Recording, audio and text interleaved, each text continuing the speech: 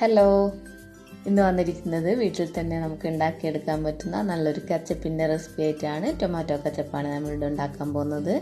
അപ്പോൾ നമുക്ക് എളുപ്പത്തിൽ തന്നെ ഇതെങ്ങനെ ഉണ്ടാക്കിയെടുക്കാൻ നോക്കാം. അപ്പോൾ അതിന് മുന്നേ ആയിട്ട് നിങ്ങൾക്ക് എൻ്റെ ചാനൽ ഇഷ്ടപ്പെടുകയാണെങ്കിൽ ആ സബ്സ്ക്രൈബ് ബട്ടൺ ഒന്ന് പ്രസ് ചെയ്യാൻ മറക്കരുത്. അപ്പോൾ നമുക്ക് വീഡിയോയിലോട്ട് പോവാം.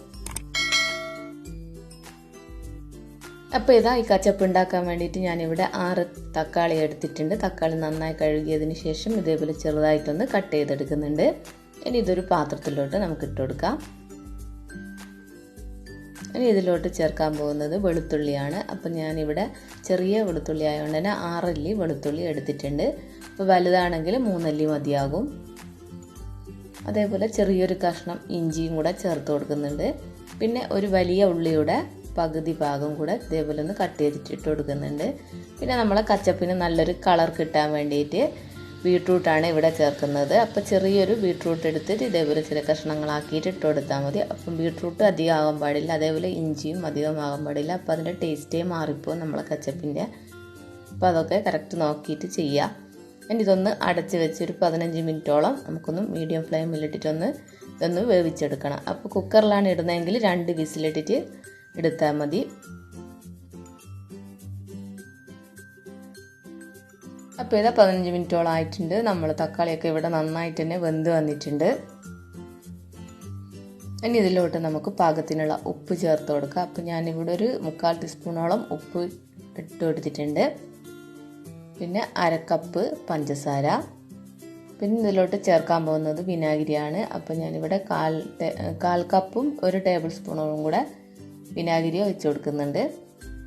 ഇനി ഇതെല്ലാം കൂടെ ഒന്നും കൂടെ ഒന്ന് മിക്സ് ചെയ്ത് നമുക്ക് വീണ്ടും ഇതൊരു 5 മിനിറ്റോളം ഒന്ന് അടച്ച് വെച്ച് ഒന്നും കൂടെ ഒന്ന് വേവിച്ചെടുക്കണം.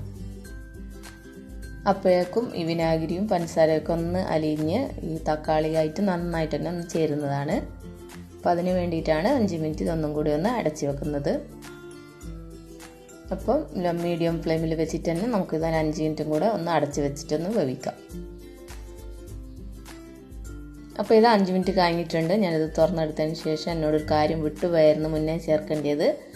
മുളക് പൊടി ചേർത്തില്ലായിരുന്നു. അപ്പോൾ ഞാനിവിടെ ഇപ്പോൾ 1 ടീസ്പൂൺ കാശ്മീരി മുളക് പൊടിയാണ് ചേർത്ത് കൊടുക്കുന്നത്. എരിവുള്ള മുളക് പൊടിയാണെങ്കിൽ 1/2 ടീസ്പൂൺ ചേർത്ത് കൊടുത്താൽ മതി. അപ്പോൾ നേരത്തെ വിനാഗിരിയൊക്കെ ഒഴിച്ച ആ ഒരു സമയത്ത് തന്നെയാണ് ചേർത്ത് കൊടുക്കേണ്ടിയിരുന്നത്. പക്ഷെ എന്നോട് വിട്ടുപോയതാണ്, അതുകൊണ്ടാണ് ഈ ഒരു സമയത്ത് ചേർത്തത്. ഇനി ഇതൊന്നും നമുക്ക് അടച്ച് വെക്കാതെ തന്നെ ഇതൊന്ന് നന്നായിട്ടൊന്ന് കുറുക്കിയെടുക്കണം. ഈ ഒരു സമയം നിങ്ങൾക്ക് വേണമെങ്കിൽ ഉപ്പൊക്കെ കറക്റ്റ് ആണെങ്കിൽ നോക്കിയിട്ട്, ഇല്ലെങ്കിൽ ഉപ്പൊക്കെ ചേർത്ത് കൊടുക്കാം. അപ്പോൾ ഇത് നമ്മൾ ഈ ഗ്രേവി ഇവിടെ നന്നായിട്ട് തന്നെ കുറുകി വന്നിട്ടുണ്ട്. ഈ ടൊമാറ്റോ കച്ചപ്പിൻ്റെ ഈ ഒരു ഗ്രേവി നന്നായിട്ട് കുറുകി വന്നിട്ടുണ്ട്. ഇനി ഇതൊന്ന് ഗ്യാസ് ഓഫ് ചെയ്യുക, എന്നിട്ട് തണുക്കാൻ വെക്കുക. അപ്പോൾ ഇത് തണുത്തതിന് ശേഷം ഇത് വീണ്ടും ഇതേപോലെ ഒന്ന് ആയി വന്നിട്ടുണ്ട്. നല്ല തിക്കായിട്ട് തന്നെ വന്നിട്ടുണ്ട്. നമുക്കിതുപോലെയാണ് കിട്ടേണ്ടത്. ഇനി ഇതൊരു മിക്സി ജാറിലോട്ട് ഇട്ട് കൊടുക്കുക. നന്നായി തണുത്തതിന് ശേഷം മിക്സി ജാറിലോട്ട് ഇട്ട് കൊടുക്കുക. ഇനി ഇതൊന്ന് നന്നായിട്ട് തന്നെ അരച്ചെടുക്കണം. നല്ല ഫൈനായിട്ട് തന്നെ അരച്ചെടുക്കാൻ വേണ്ടിയിട്ട് നോക്കുക. അപ്പോൾ നന്നായി വെന്തത് കൊണ്ട് തന്നെ പെട്ടെന്ന് തന്നെ ഇത് അരച്ചെടുക്കാൻ പറ്റും. അപ്പോൾ ഇതാ നമ്മളിവിടെ ഇതെല്ലാം കൂടെ നന്നായിട്ട് അരച്ചെടുത്തിട്ടുണ്ട്. ഇപ്പോൾ ഇത്രയേ ഉള്ളൂ, നമ്മളെ കച്ചപ്പ് ഇവിടെ റെഡി ആയിട്ടുണ്ട്.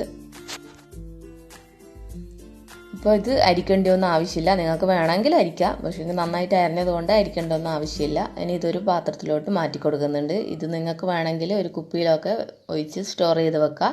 1 മാസം വരെ ഫ്രിഡ്ജിൽ കേടുകൂടാതെ ഇരിക്കും. അതിൽ കൂടുതൽ വെക്കണ്ട, കാരണം നമ്മൾ ഇതിലോട്ട് ആർട്ടിഫിഷ്യലായിട്ട് ഒന്നും ചേർത്തിട്ടില്ല. അപ്പോൾ എല്ലാവരും ഇതൊന്ന് കണ്ടിട്ടൊന്ന് ട്രൈ ചെയ്ത് നോക്കുക. ഇഷ്ടമായിട്ടുണ്ടെങ്കിൽ ലൈക്ക് ചെയ്യാനും കമൻറ്റ് ചെയ്യാനും ഷെയർ ചെയ്യാനും മറക്കരുത്. അപ്പോൾ സബ്സ്ക്രൈബ് ചെയ്യാത്തവരുണ്ടെങ്കിൽ സബ്സ്ക്രൈബും ചെയ്യാം കേട്ടോ. അപ്പോൾ അടുത്ത റെസിപ്പി ആയിട്ട് കാണാം. Thank you.